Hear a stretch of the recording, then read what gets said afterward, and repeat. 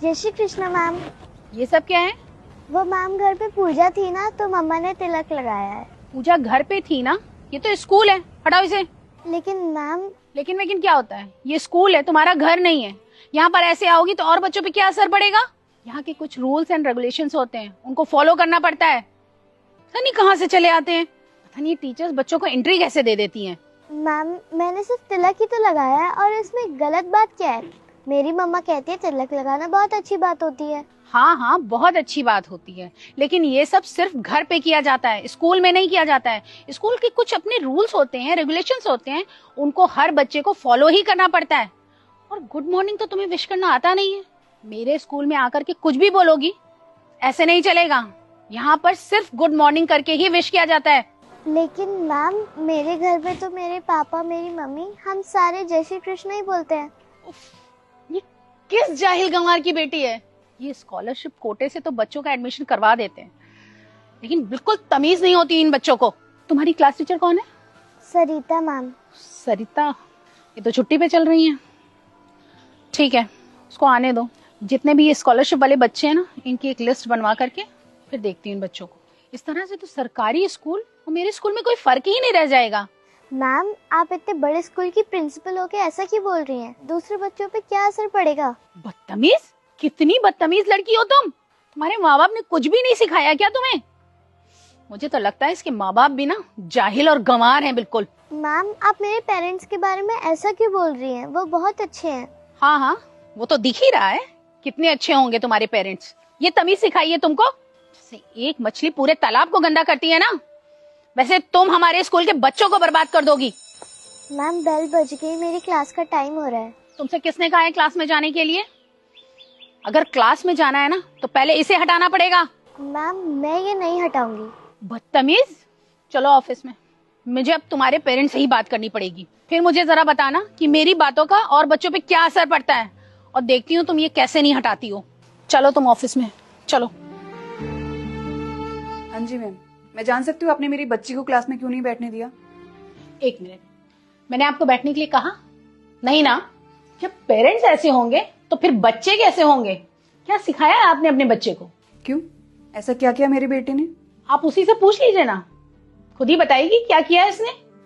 बताओ बेटा, क्या किया तुमने? वो मम्मा, मैम ने तिलक हटाने के लिए कहा था, और जब मैंने मैम को जय श्री कृष्ण बोला तो उन्होंने मना कर दिया कि स्कूल में ये सारी चीजें नहीं बोली जाती। मम्मा ये गलत होता है क्या? नहीं बेटा, किसने बोला कि ये गलत होता है? ये तो बहुत अच्छी बात होती है, कुछ भी गलत नहीं होता।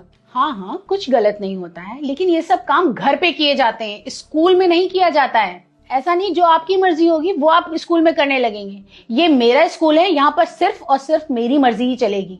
आप जैसे पेरेंट्स अपने बच्चों का स्कॉलरशिप के जरिए इतने हाई फाई स्कूल में एडमिशन तो करा देते हैं, लेकिन यहाँ के स्टैंडर्ड को मैच नहीं कर पाते हैं। मुझे लगता है आप इस स्कूल में नहीं है। मैं चाहे नई हूँ या पुरानी, लेकिन आप तो वही अनपढ़ गांव की किसान है ना। अगर मेरे स्कूल में अपनी इस बच्ची को पढ़ाना है ना, तो मेरे हिसाब से ही चलना पड़ेगा आपको। अगर आपके हिसाब से ना चला जाए तो आप अपने बच्चे का टीसी लीजिए और जाकर किसी सरकारी स्कूल में एडमिशन करवा दीजिए इसका। वैसे भी आपकी बच्ची हमारे स्कूल को सूट नहीं करती है। आनंद मंडल जी का नाम सुना है आपने? हाँ, वो इस स्कूल के ट्रस्टी हैं। ये उन्हीं की बेटी है और मैं उनकी वाइफ हूँ। क्या? आई एम सॉरी मैम, वो आपके पहनावे से थोड़ी मिसअंडरस्टैंडिंग हो गई। I am very sorry ma'am. क्या कहा आपने? मेरे पहनावे को देखकर आपको मिसअंडरस्टैंडिंग हो गई थी? आप इस स्कूल की प्रिंसिपल हैं। आपको बच्चों को सही ज्ञान देना चाहिए, सही संस्कार देने चाहिए, लेकिन आपने क्या किया? आपने मेरी बेटी को यह बोल दिया कि तिलक लगाना अच्छी बात नहीं है, जय श्री कृष्णा बोलना अच्छी बात नहीं है। आपको पता है स्कूल को मंदिर क्यों कहा जाता है? क्योंकि बच्चा स्कूल से अच्छी चीजें सीखता है। लेकिन जिस स्कूल में आप जैसे टीचर्स हो, वहां बच्चा क्या सीख सकता है? कुछ भी नहीं। हमें लगा था आप एक अच्छी टीचर होंगी, बच्चों को अच्छे संस्कार देंगी, अच्छा ज्ञान देंगी, लेकिन क्या किया आपने? और क्या कह रही थी आप कि मैं एक किसान हूं। आप मुझे बता सकती हैं किसान होने में क्या खराबी है, क्या गलती है? खाना खाती हैं आप? कहां से आता है वो खाना? माना कि आप लोग बहुत पैसे वाले होते हैं, आप अन्न को खरीद सकते हैं, लेकिन उसको उगा नहीं सकते। उसको उगाने के लिए मेहनत लगती है, और वो मेहनत एक किसान करता है। इसीलिए हमें किसान की इज्जत करनी चाहिए, ना कि उसको नीचा दिखाना चाहिए।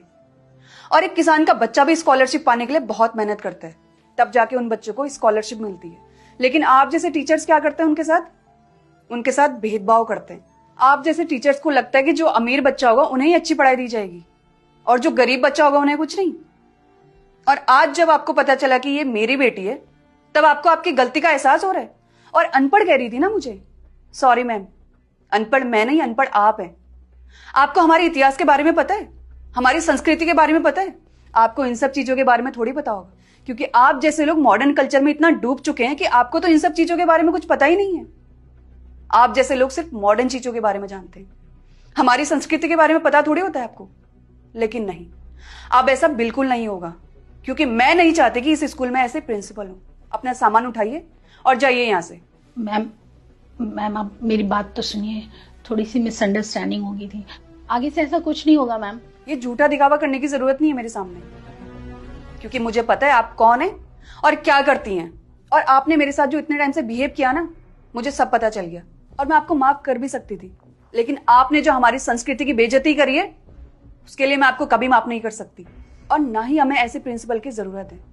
इसीलिए अपना सामान उठाओ और जाओ यहाँ से। और हाँ, कल से स्कूल आने की जरूरत नहीं है। लेकिन मैम प्लीज। आपने सुना नहीं मैंने क्या कहा? जाओ।